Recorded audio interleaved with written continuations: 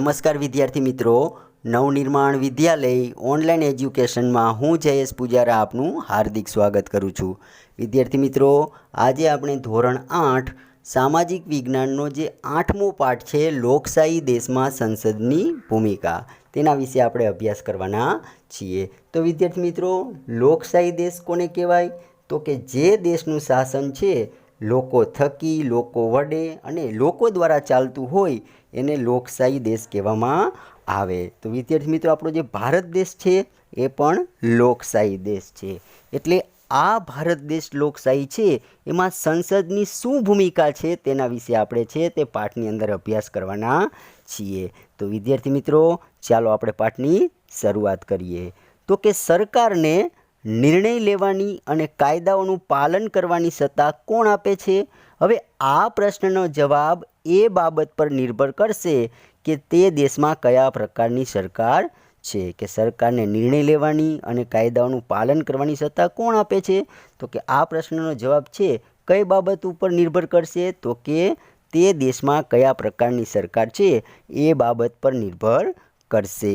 હવે લોકશાહીમાં લોકો સરકારને આ સત્તા આપે છે કે અહીંયા આપણે કાયદો ઘડવાની છે એ સત્તા લોકશાહીમાં કોણ આપે? તો કે લોકો છે એ સરકારને આ સત્તા આપે છે। એટલે કે લોકો ચૂંટણીના માધ્યમથી છે તે સરકારની પસંદગી કરે છે અને તેઓ પોતાની પસંદગીના નેતાને મત આપીને ચૂંટે છે। કે લોકશાહી દેશમાં છે તે લોકો ચૂંટણીના માધ્યમથી છે તે સરકારની પસંદગી કરે છે અને પોતાની પસંદગીના નેતાને મત આપીને પછી ચૂંટે છે। અને એકવાર ચૂંટાઈ ગયેલી વ્યક્તિઓ એટલે કે નેતાઓ અને પ્રતિનિધિઓ સરકાર બનાવે છે અને લોકશાહીમાં સરકારે પોતાના નિર્ણયો અને ભરેલા પગલાંનો આધાર બતાવવો પડે છે અને સ્પષ્ટતા કરવી પડે છે। કે લોકશાહીમાં છે જે સરકાર કોઈ પણ નિર્ણય લે અથવા તો કોઈ પણ પગલું ભરે તો એનો આધાર બતાવવો પડે અને સ્પષ્ટતા પણ કરવી પડે કે એને આ નિર્ણય શા માટે લીધો અથવા તો આ પગલું શા માટે ભર્યું એનો એને આધાર બતાવવો પડે છે અને સ્પષ્ટતા પણ કરવી પડે છે। તો બીજી સરકાર એવી હોય છે કે જેને રાજાશાહી સરકાર કહેવામાં આવે છે। તો બીજી સરકાર છે એ રાજાશાહી સરકાર છે। હવે રાજાશાહીમાં શું હોય? તો કે તેમાં રાજા અથવા રાણી પાસે નિર્ણયો લેવાની અને સરકાર ચલાવવાની સત્તા હોય છે। કે રાજાશાહીમાં છે તે નિર્ણયો લેવાની અને સરકાર ચલાવવાની સત્તા છે તે કોની પાસે હોય? તો કે રાજા અથવા રાણી પાસે હોય છે। જ્યારે લોકશાહીમાં છે તે નિર્ણયો લેવાની અને સરકાર ચલાવવાની સત્તા કોના હાથમાં હોય? તો કે લોકોના હાથમાં હોય। કે લોકો પોતાના દ્વારા છે એ મત આપી અને પોતાનો પ્રતિનિધિ ચૂંટી કાઢતા હોય છે। પરંતુ અહીંયા રાજાશાહીમાં છે તે સરકાર ચલાવવાની અને નિર્ણય લેવાની સત્તા છે તે રાજા અથવા રાણીના હાથમાં હોય છે।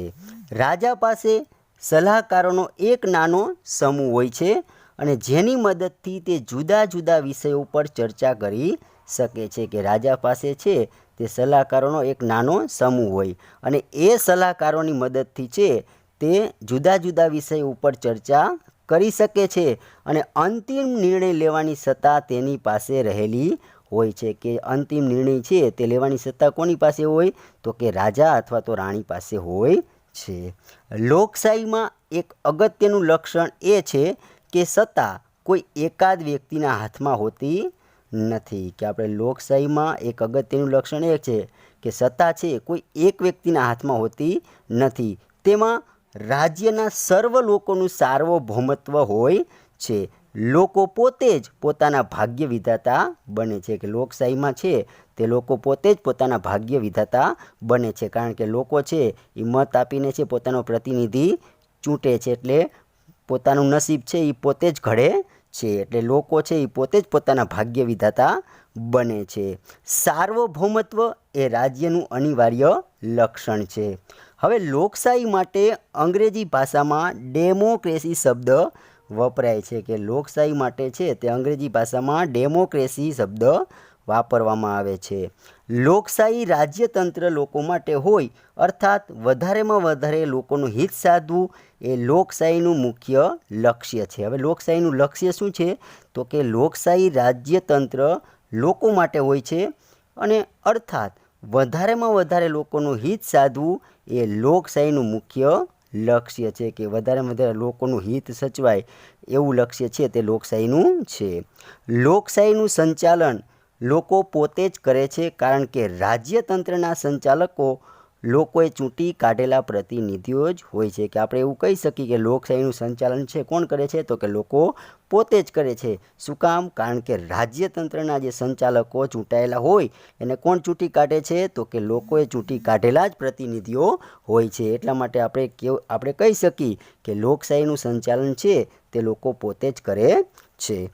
હવે વિદ્યાર્થી મિત્રો, આપણે સરકારનું સ્વરૂપ જોઈ લઈએ. તો સરકારનું સ્વરૂપ બે પ્રકારનું હોય છે, એક તો રાજાશાહી અને બીજું છે લોકતાંત્રિક એટલે કે લોકશાહી. હવે લોકશાહીમાં પણ બે પ્રકારની સરકાર હોય, એક છે અધ્યાત્મક સરકાર અને બીજી છે સંસદીય સરકાર. હવે અહીંયા જે અધ્યાત્મક સરકાર છે એમાં પણ બે પ્રકારની સરકાર હોય, પહેલી એકતંત્રી સરકાર અને બીજી છે સંઘીય સરકાર. અને સંસદીય સરકાર છે એમાં પણ બે પ્રકારની સરકાર કામ કરે, તો પહેલી છે એકાત્મક સરકાર અને બીજી છે સંઘીય સરકાર. હવે આપણે જોશું કેવી રીતે બને છે સંસદ. તો કે ભારતે સંસદીય લોકશાહીનું સ્વરૂપ સ્વીકાર્યું છે અને ભારતમાં સંસદ એ સર્વોચ્ચ સંસ્થા છે. કે ભારતે છે તે સંસદીય લોકશાહીનું સ્વરૂપ સ્વીકારેલું છે અને ભારતમાં સંસદ છે એ સર્વોચ્ચ સંસ્થા ગણવામાં આવે છે. હવે ભારતની સંસદ છે તે રાષ્ટ્રપતિ અને બે ગૃહો એટલે કે લોકસભા અને રાજ્યસભાની બનેલી છે. કે ભારતની સંસદ છે એ રાષ્ટ્રપતિ અને બે ગૃહો એટલે કે લોકસભા અને રાજ્યસભાની બનેલી છે. રાજ્યસભા એ સંસદનું ઉપલું ગૃહ છે, જ્યારે લોકસભા એ સંસદનું નીચલું ગૃહ કહેવામાં આવે છે. હવે લોકસભામાં છે તે કુલ સભ્યો કેટલા હોય, તો કે લોકસભામાં કુલ સભ્યો હોય 545, જેમાં આપણે ગુજરાતની બેઠકો છે તે 26 બેઠકો હોય છે. હવે રાજ્યસભા, તો રાજ્યસભામાં કુલ સભ્યો હોય 250, એમાં ગુજરાતની 11 બેઠકો હોય છે. આઝાદી પછી રચાયેલ ભારતીય સંસદ લોકશાહીના સિદ્ધાંતોમાં ભારતના લોકોના વિશ્વાસનું પ્રતીક છે. કે આઝાદી પછી રચાયેલ ભારતીય સંસદ લોકશાહીના સિદ્ધાંતોમાં ભારતના લોકોના વિશ્વાસનું શું રહ્યું છે, તો કે પ્રતીક રહ્યું છે. લોકશાહીમાં નિર્ણય લેવાની પ્રક્રિયામાં પ્રજાની સહમતિ અને ભાગીદારી હોય છે. કે લોકશાહીમાં છે તે નિર્ણય લેવાની જે પ્રક્રિયા છે એમાં પ્રજાની સહમતિ અને ભાગીદારી હોય છે, કારણ કે લોકો છે તે મત આપીને પ્રતિનિધિ ચૂંટે છે, એટલે પ્રજા છે એની સહમતિ અને ભાગીદારી પણ હોય છે. આપણી શાસન વ્યવસ્થામાં સંસદની પાસે સંપૂર્ણ અને મહત્ત્વની સત્તા હોય છે. કે આપણી શાસન વ્યવસ્થામાં સંસદની પાસે સંપૂર્ણ અને મહત્ત્વની સત્તા હોય છે, કારણ કે તે લોકોનું પ્રતિનિધિત્વ કરે છે. હવે સંસદ છે તે નીચે મુજબના કાર્યો કરે છે. હવે આપણે સંસદના કાર્યો જોઈએ. તો પહેલું કાર્ય છે સરકાર પર વિવિધ રીતે નિયંત્રણ રાખવું અને તેને ઉત્તરદાયી રાખવું. કે સરકાર ઉપર શું કરે, વિવિધ રીતે નિયંત્રણ રાખે ને ઉત્તરદાયી રાખવાનું કામ છે તે સંસદ કરે. બીજું કાર્ય કાયદા બનાવવા તેમજ તેમાં ફેરફારો કરવા અને જૂના પુરાણા કાયદા રદ કરવા. કે કાયદા બનાવવાનું કામ, પછી કાયદામાં ફેરફાર કરવાનું કામ અને જૂના પુરાણા જે કાયદા હોય એને રદ કરવાનું કામ પણ સંસદ કરે છે. હવે આપણે જોઈશું કેવી રીતે બને છે લોકસભા. તો કે લોકસભા માટે રાજ્યની વિધાનસભાની જેમ જ ચૂંટણીઓ યોજાય છે. લોકસભા માટે છે તે રાજ્યની વિધાનસભાની જે પ્રકારે ચૂંટણી યોજાય એવી જ રીતે ચૂંટણી કરવામાં આવે છે. અને દર 5 વર્ષે લોકસભાની ચૂંટણી થાય. કે વિદ્યાર્થી મિત્રો, કેટલા વર્ષે ચૂંટણી થાય લોકસભાની, તો કે દર 5 વર્ષે છે તે લોકસભાની ચૂંટણી થાય છે. અને દરેક સંસદીય મત વિસ્તારમાંથી એક ઉમેદવારને સંસદમાં ચૂંટવામાં આવે છે. કે અહીંયા આપણે મત વિસ્તાર હોય એ દરેક મત વિસ્તારમાંથી છે તે એક ઉમેદવારને સંસદમાં ચૂંટવામાં આવે. અને ચૂંટણી લડતા ઉમેદવારો મોટે ભાગે જુદા જુદા રાજકીય પક્ષોના સભ્યો હોય છે. કે ચૂંટણી લડતા ઉમેદવારો હોય એ મોટા ભાગે શું હોય, તો કે જુદા જુદા રાજકીય પક્ષોના સભ્યો હોય. ભાજપ પક્ષના હોય, કોંગ્રેસ પક્ષના હોય, પછી અપક્ષના હોય, એટલે જુદા જુદા પક્ષના સભ્યો હોય. ચૂંટાયેલા ઉમેદવારને સંસદીય સભ્ય એટલે કે MP કહેવામાં આવે છે. જે ચૂંટાયેલા ઉમેદવાર છે તેને સંસદ સભ્ય MP કહેવામાં આવે છે। હવે આ બધા સાંસદો મળીને લોકસભા બને છે ને આ બધા સાંસદો મળી અને લોકસભા બને છે। હવે આપણે જોશું કેવી રીતે બને છે શાસક પક્ષ। શાસક પક્ષ એટલે કે શાસન કરનાર જે પક્ષ હોય એને શાસક પક્ષ કહેવામાં આવે। તો હવે શાસક પક્ષ કેવી રીતના બને એ આપણે જોઈએ। તો કે લોકસભાની ચૂંટણી બાદ, લોકસભાની ચૂંટણી થઈ ગયા પછી સંસદ સભ્યોની એક યાદી બનાવવામાં આવે છે કે લોકસભાની ચૂંટણી થઈ ગયા બાદ જે સંસદ સભ્યો હોય એ બધાની એક યાદી બનાવવામાં આવે અને જેના પરથી ખબર પડે છે કે કયા રાજકીય પક્ષના કેટલા સાંસદો છે અને એ જે યાદી બનાવે એના ઉપરથી ખબર પડે કે કયા રાજકીય પક્ષના કેટલા સાંસદો છે અને જો કોઈ રાજકીય પક્ષ સરકાર બનાવવા માંગે તો તેને ચૂંટાયેલા સાંસદોની બહુમતી મળવી જોઈએ। કે કોઈ પણ રાજકીય પક્ષ છે, માની લો કે ભાજપ છે અથવા તો કોંગ્રેસ છે, કોઈ પણ રાજકીય પક્ષને છે સરકાર બનાવવી હોય તો એ ચૂંટાયેલા સાંસદોની બહુમતી મળવી જોઈએ કે એના જે સભ્યો છે તે વધારે ચૂંટાયેલા હોવા જોઈએ તો એ સરકાર બનાવી શકે।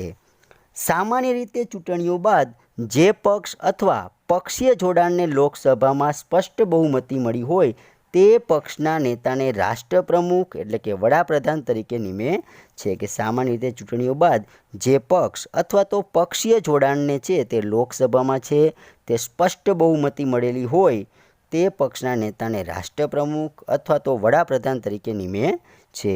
ભારતના વડાપ્રધાન લોકસભામાં શાસક પક્ષના વડા હોય છે।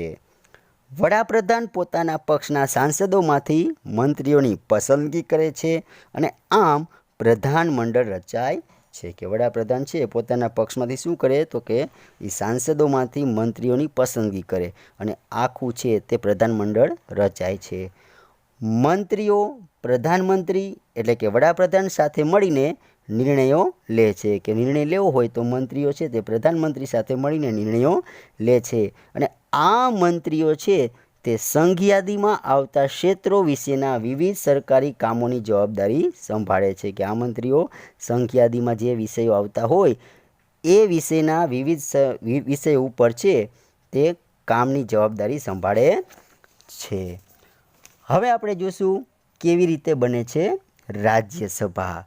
તો કે રાજ્યસભાના સભ્યોની ચૂંટણી જુદા જુદા રાજ્યોની વિધાનસભાઓના ચૂંટાયેલા સભ્યો દ્વારા થાય છે। કે રાજ્યસભાની જે ચૂંટણી છે એ જુદા જુદા રાજ્યોની વિધાનસભાના જે ચૂંટાયેલા સભ્યો દ્વારા કરવામાં આવે છે। રાજ્યસભાના સભ્યોની કુલ સંખ્યા કેટલી છે તો કે રાજ્યસભાના સભ્યોની કુલ સંખ્યા 250 નક્કી કરવામાં આવી છે જેમાં 238 સભ્યોની ચૂંટણી કરવામાં આવે છે। કે રાજ્યસભાના જે સભ્યો છે એની કુલ સંખ્યા કેટલી તો કે 250। હવે એમાં 238 સભ્યો છે એની ચૂંટણી કરવામાં આવે અને રાજ્યસભામાં જે 12 સભ્યોની નિમણૂક છે એ કોણ કરે તો કે રાષ્ટ્રપતિ કરે।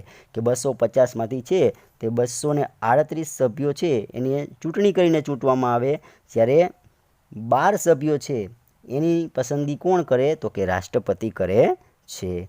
રાજ્યસભા કાયમી ગૃહ છે તેનું સંપૂર્ણ વિસર્જન થતું નથી। કે રાજ્યસભા એ કાયમી ગૃહ છે તેનું સંપૂર્ણ વિસર્જન થાય નહીં અને દર 2 વર્ષે એના ત્રીજા ભાગના સભ્યો નિવૃત્ત થાય છે અને તેટલા જ સભ્યો છે એ ચૂંટણી કરીને ચૂંટવામાં આવે છે। કે દર 2 વર્ષે એના ત્રીજા ભાગના સભ્યો નિવૃત્ત થાય છે અને તેટલા જ સભ્યોની ચૂંટણી કરી અને ચૂંટવામાં આવે છે। રાજ્યસભા દેશના રાજ્યનું પ્રતિનિધિત્વ વ્યક્ત કરે છે। કે રાજ્યસભા છે તે દેશના રાજ્યનું શું કરે તો કે પ્રતિનિધિત્વ વ્યક્ત કરે છે। રાજ્યસભામાં ખરડો રજૂ થઈ શકે છે પણ કોઈ ખરડાને કાયદાના રૂપમાં લાગુ કરતા પહેલાં રાજ્યસભાની મંજૂરી જરૂરી છે। કે અહીં આપણે રાજ્યસભામાં ખરડો રજૂ થઈ શકે પરંતુ કોઈ ખરડાને છે તે કાયદો બનાવવો હોય, કાયદાના રૂપમાં લાગુ કરવો હોય તો એમાં કોની મંજૂરી જોઈએ તો કે રાજ્યસભાની મંજૂરી જરૂરી છે। અને સંસદનું આ ગૃહ લોકસભાએ બનાવેલા કાયદાઓની સમીક્ષા કરે છે। કે સંસદનું આ જે ગૃહ છે તે લોકસભાએ જે બનાવેલા જે કાયદાઓ હોય એની સમીક્ષા કરે છે। આમ રાજ્યસભાની ભૂમિકા છે એ મહત્ત્વની છે અને રાજ્યસભાનું સંચાલન કરનારને છે તે સભાપતિ કહેવામાં આવે છે કે રાજ્યસભાનું જે સંચાલન કરે એને સભાપતિ કહેવામાં આવે છે અને હોદ્દાની રૂએ ઉપરાષ્ટ્રપતિ રાજ્યસભાના સભાપતિ બને કે હોદ્દાની રૂએ છે તે ઉપરાષ્ટ્રપતિ રાજ્યસભાના સભાપતિ બને છે।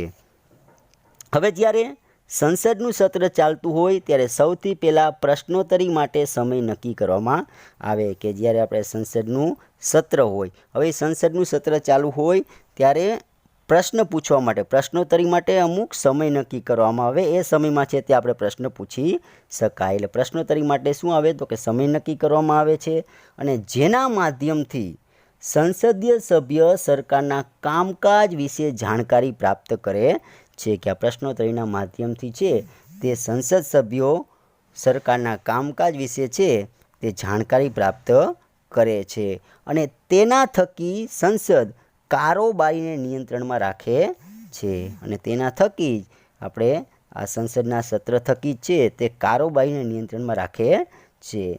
પ્રશ્નોના માધ્યમથી સરકારનું તેની ખામીઓ પ્રત્યે ધ્યાન દોરે છે કે આ પ્રશ્નોત્તરી પૂછે એ પ્રશ્નોના માધ્યમથી છે તે સરકારનું શું કરે, સરકારની કંઈક આપણે નિર્ણય લેવામાં ખામી રહી ગઈ હોય તો એ ખામીઓ પ્રત્યે ધ્યાન દોરે છે અને આ રીતે સરકારને છે તે લોકોના પ્રતિનિધિઓ તરફથી પ્રજાના વિચારો જાણવાની પણ તક મળે છે કે આ પ્રશ્નોત્તરીના માધ્યમથી છે તે લોકોના પ્રતિનિધિઓ તરફથી જે પ્રજાના જે વિચારો છે એ પ્રજાના વિચારો જાણવાની પણ તક મળે।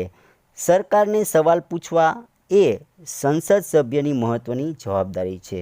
સરકારને સવાલ પૂછવા એ કોની જવાબદારી છે તો કે સંસદ સભ્યની છે તે મહત્ત્વની જવાબદારી છે અને લોકશાહીમાં સારા વહીવટ માટે વિરોધ પક્ષની પણ સૌથી મોટી અને મહત્ત્વની રચનાત્મક ભૂમિકા હોય છે કે લોકશાહીમાં સારા વહીવટ માટે વિરોધ પક્ષ હોય એની પણ સૌથી મોટી અને મહત્ત્વની રચનાત્મક ભૂમિકા હોય છે। તે શું કરે તો કે વિરોધ પક્ષે શું કરે તો કે તે સરકારની નીતિઓ તેમજ કાર્યક્રમોની ખામીઓ સામે લાવે કે વિરોધ પક્ષ એટલે એની મહત્ત્વની ભૂમિકા હોય કે સરકારની શું કરે તો કે નીતિઓ તેમજ જે કાર્યક્રમોની જે ખામીઓ હોય એ સામે લાવવાનું કાર્ય કરે છે અને લોકસભાનું સંચાલન કરનારને અધ્યક્ષ એટલે કે સ્પીકર કહેવામાં આવે છે।